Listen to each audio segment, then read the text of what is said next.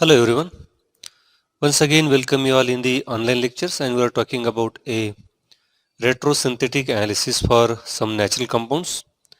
So last lecture we discussed about the retrosynthesis of erythronolyte B. Erythronolyte B is the antibacterial agent which can be used for the treatment of bacterial infection, and it is a compound which is derived from the uh, erythromycin. It is structurally related to the erythromycin. Now in this lecture we will be discuss on the synthesis of this erythronolyte B, that is E.G. Core and his colleague used a synthetic route for the synthesis of this erythronolyte B in 1970.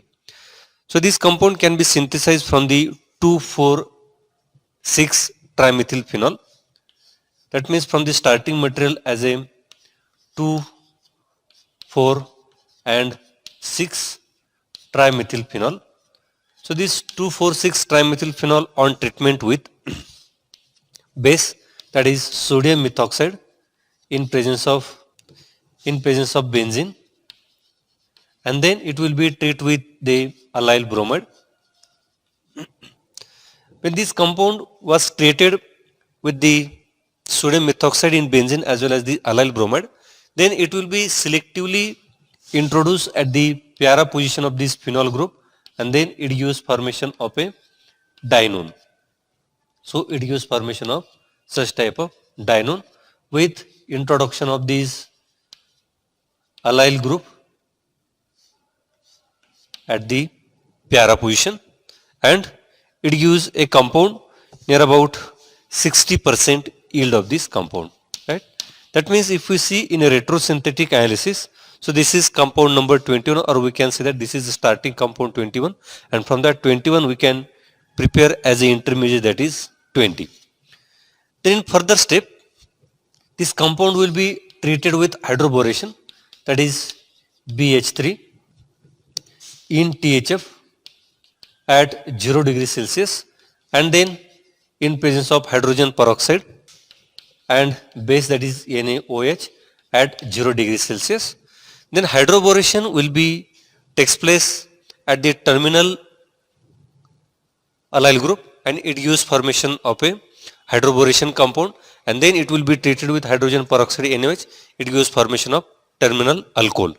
Then in second step, then there is oxidation of this OH group into the acid by using a Jones reagent, that is CrO3 in presence of H2SO4, and if we use as a solvent, that is acetone CH3COCH3, then what it gives? It gives formation of a, that is dienone acid. So this is a dienone which containing this methyl substitution, and here is the methyl which is above the plane, and then it gives formation of a this dienone acid, that is CO2H. That means simply, if we treat this dienone with this hydroboration as well as hydrogen peroxide NaOH, it gives formation of alcohol, and second day there is oxidation, then it gives formation of such type of dienone acid with the overall yield near about 72%. So there is overall yield about 72%, and this is intermediate number 19. Then in further step, this compound will be treated with bromine in presence of KBr. So that means this is called as a bromination, as well as then if we treat with this KBr in presence of water as a solvent, then it gives formation of a bromolactone. Initially, if we treat this compound with bromine, it gives formation of a dibromo compound, and then in presence of KBr, then it gives formation of lactone at this position, and then it gives formation of a bromolactone, and the structure of this bromolactone will be like this. So here is a diene compound, so it is called as a dienone, and then so this is a methyl substitution, and then here is it gives formation of a bromine, that is above the plane, then there is methyl below the plane, and then here is it gives formation of a lactone compound. So this is called as a bromolactone, and these bromolactone will be appear as a 96% with crystalline solid compound. So this is a crystalline solid compound and overall yield near about 96%, and this is intermediate number 18. Then in further step, so this bromolactone compound will be treated with potassium hydroxide in presence of water. Then what happen? In presence of potassium hydroxide, then this lactone ring will be open and it gives formation of a salt of this hydroxide group, and then it will be removes the bromine from the compound and it gives formation of a epoxide, and then the structure of this epoxide will be looks like this. Here is ketone, here is methyl substitution, that is called as a enone.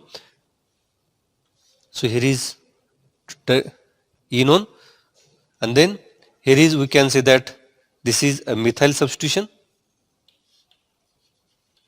Then it gives formation of a epoxide at this position, and here this methyl substitution will be, that is above the plane, and then CH2, CH2, COOH, right?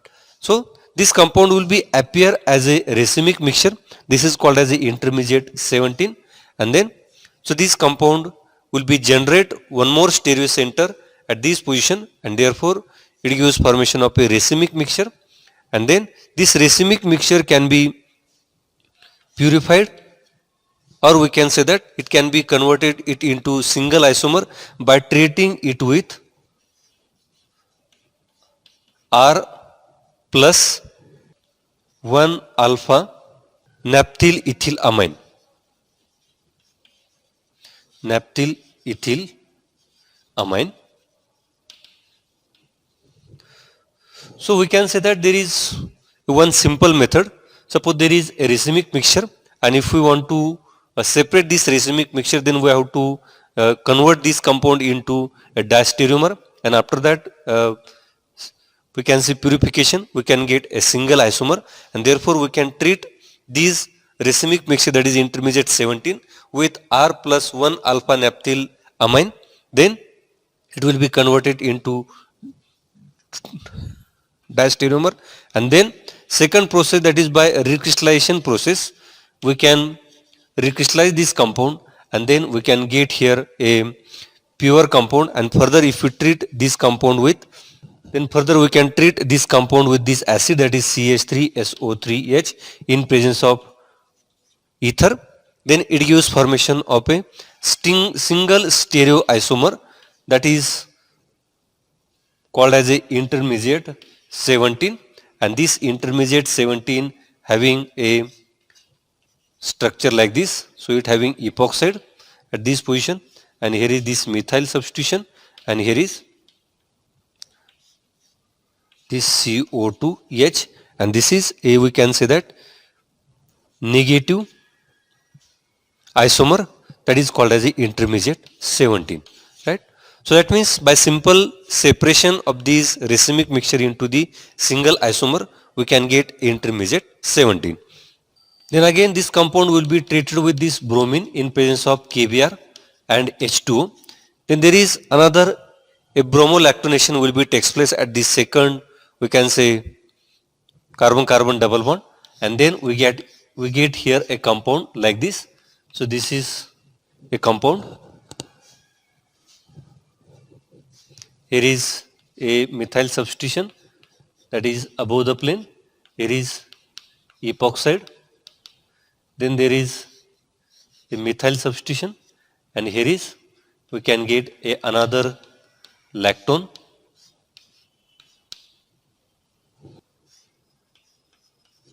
Another lactone here, and here it gives a insertion of bromine as well as this methyl substitution, and this is called as a intermediate number 16. So this intermediate 16 will be, we can say, a negative isomer, and here one more stereocenter will be generated at this position, and therefore if we see its structure can be determined, or its absolute configuration can be determined by X-ray crystallographic structure, and this gives intermediate 16, that is called as a bromolactone. So this compound can be treated with N-tributyl tenhydride as well as this AIBN, that is isobutyronitrile, azobis isobutyronitrile in presence of benzene and at 75 degrees Celsius. Then what it gives?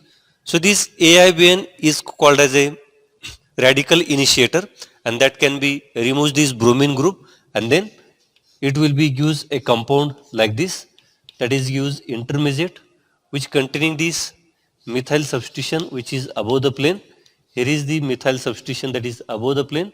Here is the epoxide, and here this methyl substitution, and here we can say that, so this is the lactone ring, right?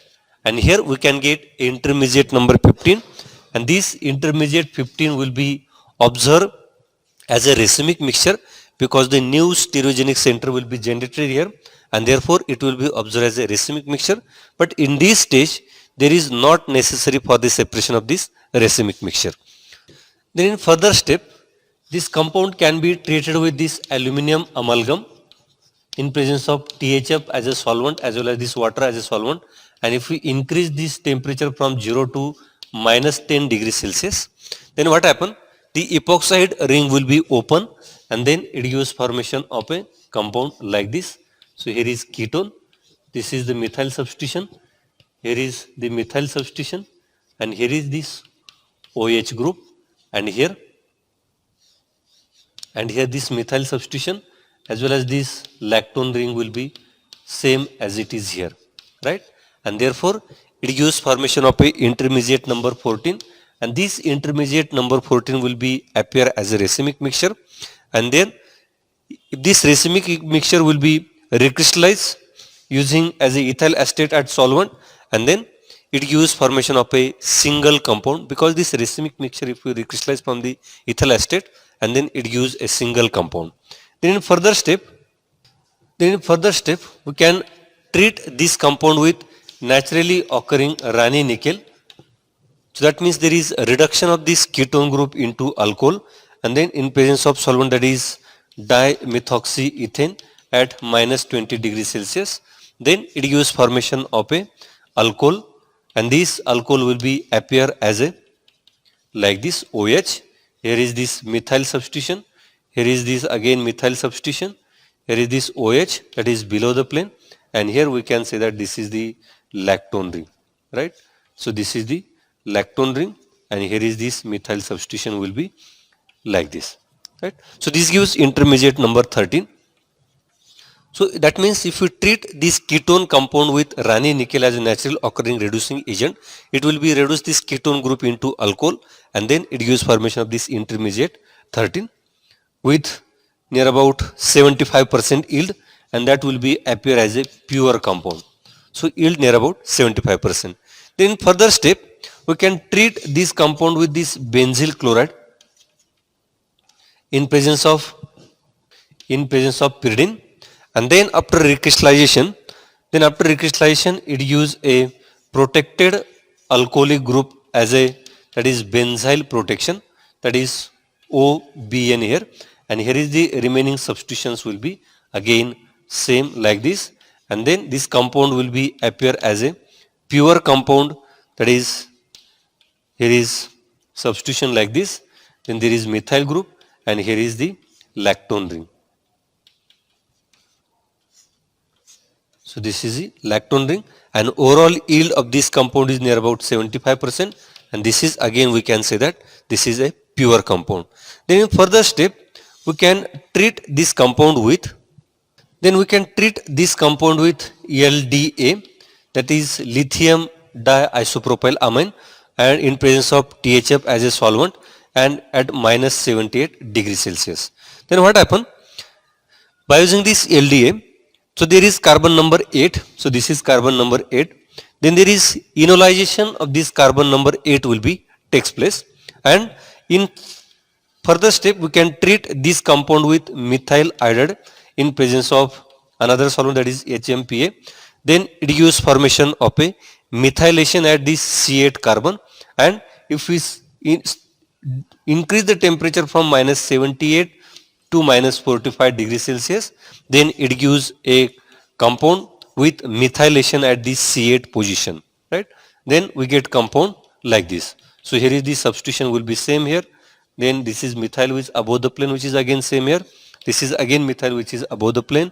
This is protected OH which is again same here, and then this methyl is again we can say same, and here we can get a methylation at these C8 carbon, and this methylation will be takes place from the below the plane, and this is called as a intermediate number 11. So initially by treating this compound with lithium diisopropylamine, then it gives enolation at this C8 carbon, and then if we treat this compound with methyl added, then there is methylation will be takes place at this C8 carbon, and if we increase the temperature from minus 78 to 45 degrees Celsius. Then in further step, we can treat this compound with lithium hydroxide in presence of water as a solvent. Then there is opening of this lactone ring will be takes place, and it gives formation of this salt. And then in further step, if we use a Jones reagent, that is CrO3 in presence of H2SO4, then there is oxidation of this alcohol will be takes place, and then it gives a another intermediate that is called as a intermediate number 13, and we get compound like this. So here is methyl substitution, then there is OBN substitution, here is this methyl substitution, here is again a protected alcohol, and here is we can get a ketone compound. And then if we see, so this methyl substitution will be same, then there is here is CO2H, that is acid function it is there, and then this C8 carbon, then this C8 carbon containing methyl substitution, and this is called as a intermediate number 13. Then in further step, we can introduce oxygen at this position, that is called as a Baeyer-Villiger rearrangement. So this is called as a Baeyer-Villiger rearrangement, that is by using a per acid we can introduce the oxygen at this position, and we get here a 7-member ring, and then this 7-member ring containing, so this is ketonic functionalities, this is methyl substitution above the plane, so this is OBN below the plane, then this is methyl substitution, then there is a OBN substitution, and then it containing this methyl substitution above the plane, and then this is CO2EH functionalities, and here is this methyl substitution, right? So here is CO2EH acid functionalities. So this is called as a intermediate number 12. So that means by simple Baeyer-Villiger rearrangement, we can introduce oxygen between this carbonyl, and then we get this 7-member ring. Then in further step, we can treat this compound with like this.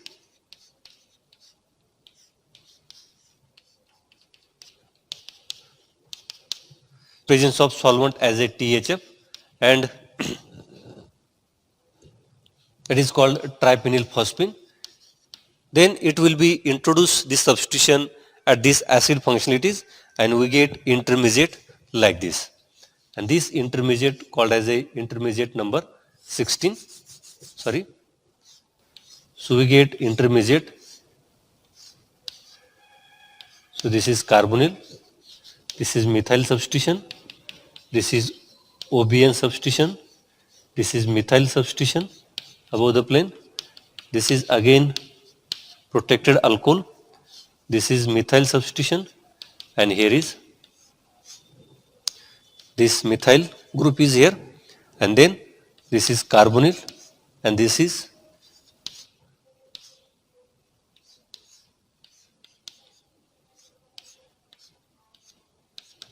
so this is called as a intermediate number 11. So this intermediate can be used for the synthesis of another compound, and if we see the numbering here, this carbon number, carbon is called as a 1, 2, 3, 4, 5, 6, 7, 8 and 9 numbers, right? So this is the intermediate which can use for the further synthesis. So friends, with this we can stop here. The remaining part for the total synthesis of this erythronoid B will be discussed in next lecture. Thank you.